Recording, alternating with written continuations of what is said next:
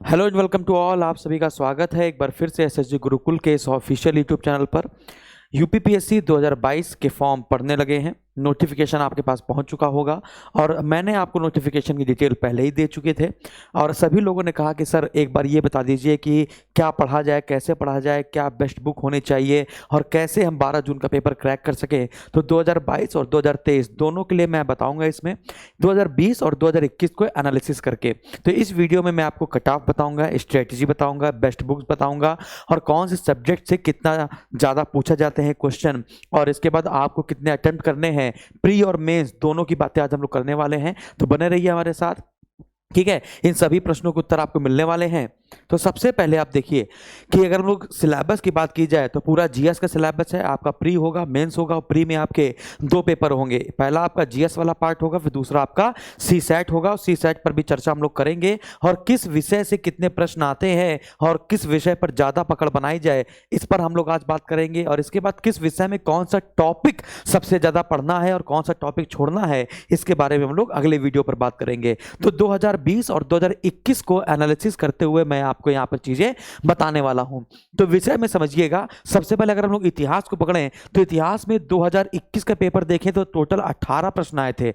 2021 में 18 प्रश्न आए थे जबकि 2020 में आपके 24 प्रश्न आए थे। और 2021 में जो 18 प्रश्न आए हैं 2021 में जो 18 प्रश्न आए हैं इसमें से 8 प्रश्न प्राचीन और मध्यकालीन इतिहास से आए हैं और प्राचीन में 5 प्रश्न आए हैं, मध्यकालीन इतिहास से 3 प्रश्न आए और 10 प्रश्न किससे आए हैं, आधुनिक इतिहास से। ऐसा वीडियो मैं आपके एक और बनाऊंगा, उसको आप देख लीजिएगा। तो इतिहास में जो 3 पार्ट है उसमें किस पर ज्यादा फोकस करें इस पर भी चर्चा होगी और एवरेज लास्ट में हम आपको एवरेज ही बताएंगे कि हम लोग कितने प्रश्न अटेम्प्ट करने की कोशिश करें और चुपचाप बैठ जाएं कि सिलेक्शन हो जाएगा। तो समझिएगा, इतिहास में 2020 में 24 प्रश्न आए थे। भूगोल की बात की जाए तो यहाँ पे भारत का भूगोल और विश्व का भूगोल दोनों भूगोल की बात कर रहा हूँ यहाँ पर मैं।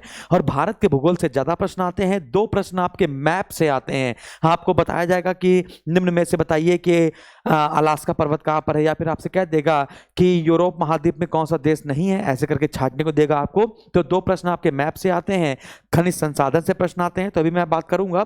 तो भूगोल को अगर हम अलग लेके चले, भूगोल को अलग लेके चले, जनगणना नगरीकरण को अलग लेके चले और पर्यावरण को अलग लेकर चले, यदि तीनों को जोड़ दिया जाएगा तो 21, 5, 26, 26 और 8 34 34 प्रश्न इन तीनों से आ जाते हैं। लेकिन मैं इसको अलग अलग कर देता हूं, समझिएगा।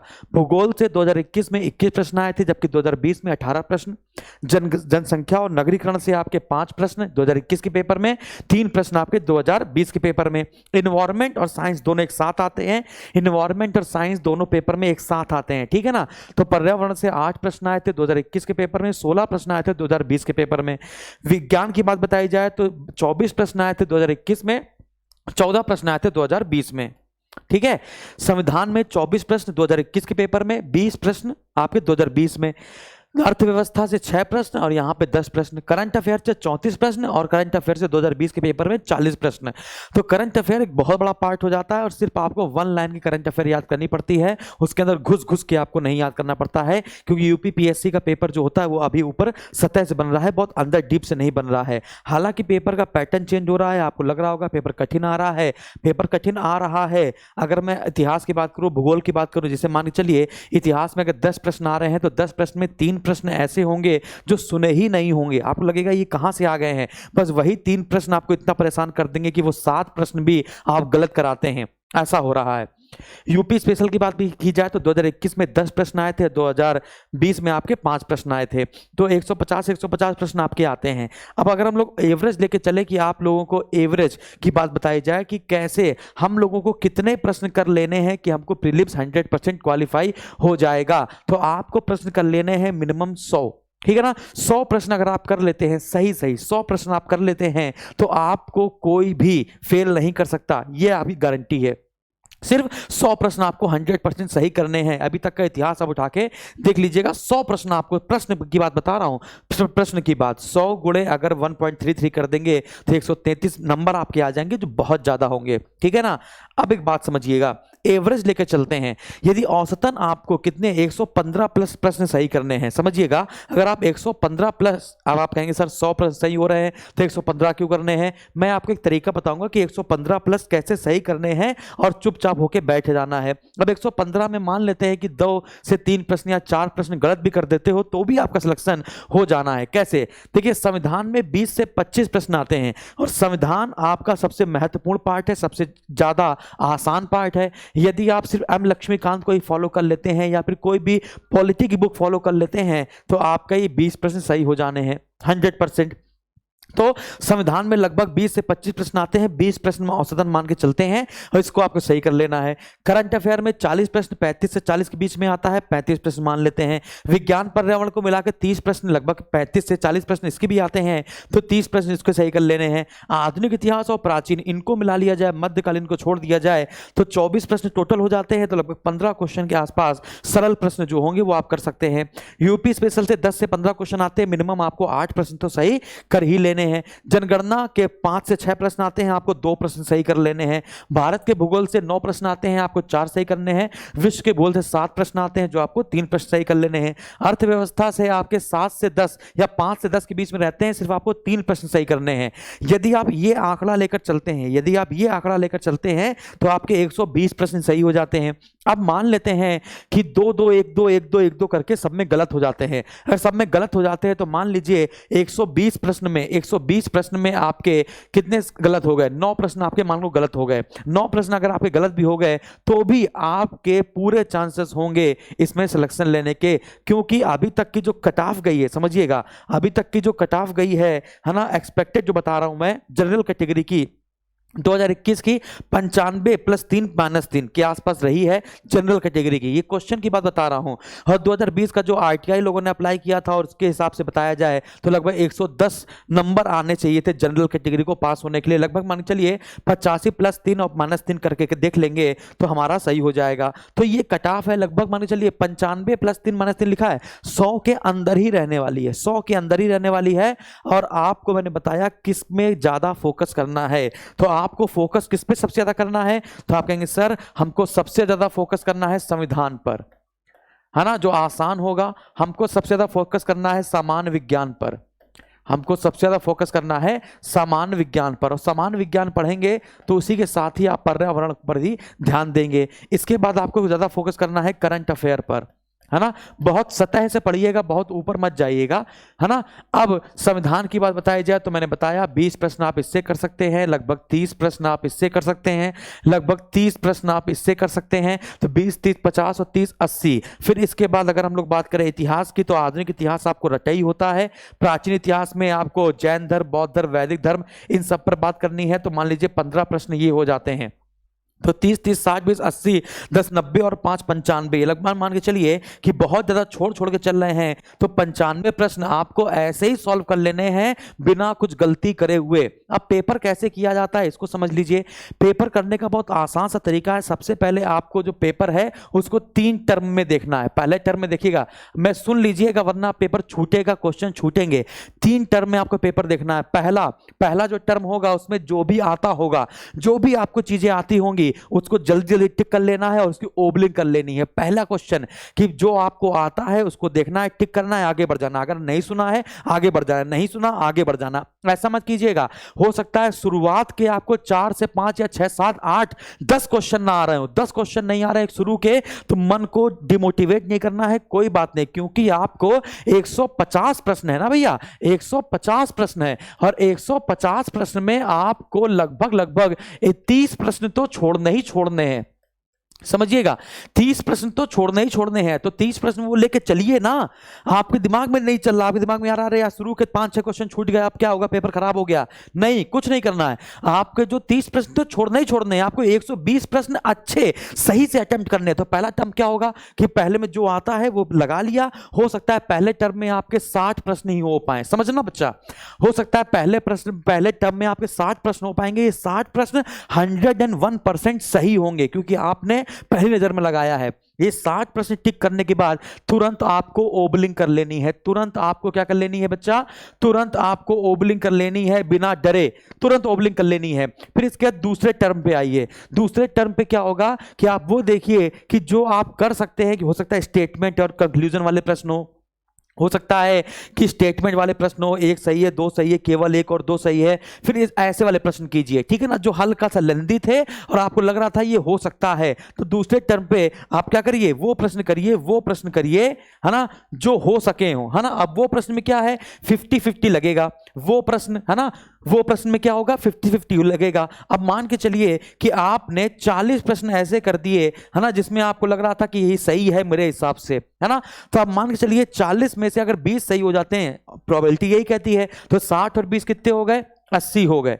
60 और 20 कितने हो गए? 80 हो गए। ये मैं 60 उनके लिए बता रहा हूं जो बहुत एवरेज बच्चा है, जो बहुत ही एवरेज बच्चा है, मैं उसके लिए 60 लेकर चला हूं। अगर थोड़ा सा आपने पिछले साल से तैयारी करना शुरू की है, एक साल अगर आपको तैयारी करते हो गए हैं, तो ये 60 कब आपके 85 प्रश्न में बदल जाएंगे आपको पता भी नहीं चलेगा। मैं बहुत एवरेज बच्चे की बात कर रहा हूं, ठीक है ना।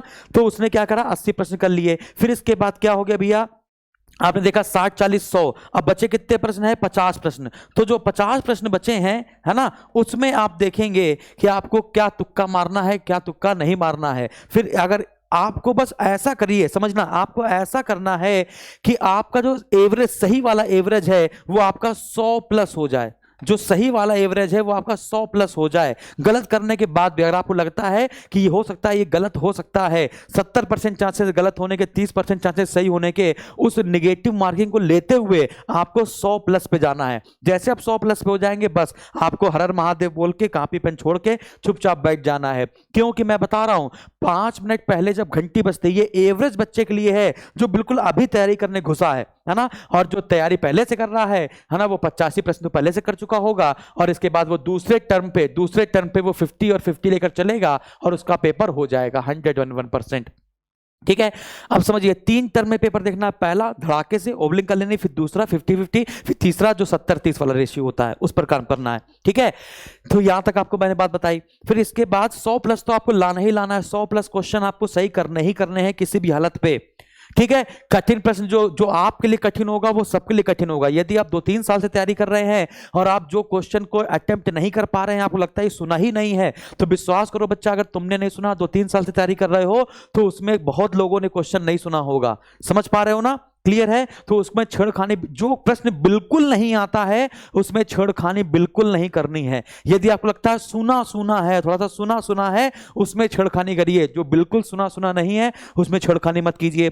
अब मैं आपको बताता हूं, जो बच्चा 10 मिनट पहले पेपर करके बैठ जाता है और उसके मन में डर होता है, वो करता क्या है? जैसे 5 मिनट पहले जो बेल बजती है ना, जैसे बेल बजती है वो पेपर पलटाता है और फिर देखना शुरू करता है। फिर उसको लगता है कहीं ये ना गलत हो जाए, कहीं ये ना गलत हो जाए, और इसके बाद वो क्या करता है? फिर तुक्का मारना शुरू करता है, और हो सकता है 100 में से 50 प्रश्न और तुक्का मार दे, 150 में 150 करके बैठ जाए, और वो सोचे चलो ठीक है, इतने गलत हैं, इतने सही हैं, इतना तो सही हो ही जाएगा। फिर वो काटना पीटना वहीं पर शुरू करता है। और आप विश्वास मानिए, जब आप कॉपी चेक करते हैं, आंसर की आती है, तो आप बहुत पछताते हैं कि यार ये हमें नहीं आता था, जबरदस्ती लगा दिया, हे भगवान। तो आप समझिए ऐसा नहीं होना चाहिए।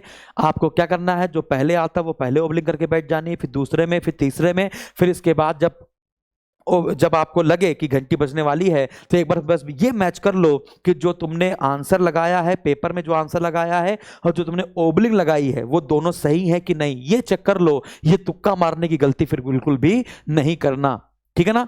समझ पा रहे हो ना? तो गैसिंग पावर आपकी अच्छी है तो आप दूसरे और तीसरे वाले पार्ट में खेलिए, दूसरे वाले टर्म्स में और तीसरे वाले टर्म्स में। फिर जब ये तीनों टर्म्स पार हो जाएं, इसके बाद पेपर बंद कर दीजिए। इसके बाद आपको पेपर खोल के ये देखना है ओबलिंग आपकी सही हुई है, गलत तो नहीं हुई है, बस इतना चेक कर लेना। ओबलिंग सही करना, क्योंकि बहुत सारे बच्चों का सिलेक्शन इसी से नहीं होता है। तो आपको पता चल गया किस विषय पर आपकी मजबूत पकड़ है, और अगर आपकी अर्थ, अगर जो एक और बात बता दूं मैं आपको, ये जो अर्थव्यवस्था है, यहाँ पर जो अर्थव्यवस्था है वो आपकी करंट अफेयर से रिलेटेड आती है। बाकी बेसिक क्वेश्चन आपके आते हैं। बुक्स की बात की जाए तो विज्ञान के लिए आपने लूसेंट अगर पढ़ी है तो काफ़ी है। इतिहास में अगर आपने एस के पांडे या राजीव अय्यर की स्पेक्ट्रम पढ़ी है तो काफ़ी है। वरना हमारे अगर नोट्स पढ़े हैं, क्लास नोट्स आपने देखे हैं या फिर आपने वीडियो हमारी देखी है तो काफ़ी है। भूगोल में महस बड़वाल या फिर मेरे नोट्स, संविधान में जो मैंने पढ़ाया है या फिर एम लक्ष्मीकांत, और करंट अफेयर में कोई भी आपकी जो कोई भी मंथली मैगजीन हो उसको आप फॉलो करते हो। लगभग 8 से 9 महीने के आसपास की करंट अफेयर की मैगजीन आपको याद करनी है, एक बार देख लेना है बस, है ना। फिर इसके उत्तर प्रदेश विशेष में जो मैंने मास्टर वीडियो डाले हुए हैं अपने यूपी स्पेशल, जो मैंने आपको पढ़ाया है, यूट्यूब पे पढ़ाया हुआ है, उसको आप देख लेंगे, उससे सारा पेपर फंस जाएगा। पर्यावरण में जो आपने पतले से नोट्स बनाते हैं उसी से आपका काम हो जाएगा। कौन से संगठन का मुख्यालय कहाँ पर है पर्यावरण में, ये आपको याद रखना है, ठीक है ना। जितने सम्मेलन हुए हैं, है ना, उस सम्मेलन को एक बार देख लेना है, डेट देख लेनी है, ठीक है। बाकी नेशनल पार्क की ट्रिक मैंने आपको बताई है, उसको आपको देख लेना है। अगर इसके अलावा आपको कोई प्रश्न होता है दिमाग में चल रहा हो तो आप हमको बताइए। अगला जो मैं वीडियो आपके लिए बनाऊंगा उसमें मैं आपको बताऊंगा कौन से विषय में कौन सा टॉपिक सबसे ज़्यादा पढ़ें और कौन सा टॉपिक आप छोड़ सकते हैं। क्लियर है? तो आज की वीडियो अगर आपको पसंद आई हो तो लाइक कीजिए, शेयर कीजिए, सब्सक्राइब कीजिए चैनल को। और एसएसजी कोचिंग का हमारा ऐप है, एसएसजी कोचिंग का ऐप डाउनलोड कीजिए। अगर आपको जीएस में परेशानी है तो हमारा जीएस स्पेशल का बैच लीजिए। जीएस स्पेशल को लेने के बाद और जैसे आप जीएस हमसे पढ़ेंगे आपको लगने लगेगा कि आप कुछ अच्छा कर सकते हैं, आपका जो हतोत्साहतपन है वो आपका खत्म हो जाएगा, आप मोटिवेट रहेंगे हमसे। तो बहुत बहुत धन्यवाद। अगला वीडियो आप बहुत जल्दी मैं आपके सामने पेश करूंगा और मस्त रहिए, स्वस्थ रहिए, व्यस्त रहिए। Thank you.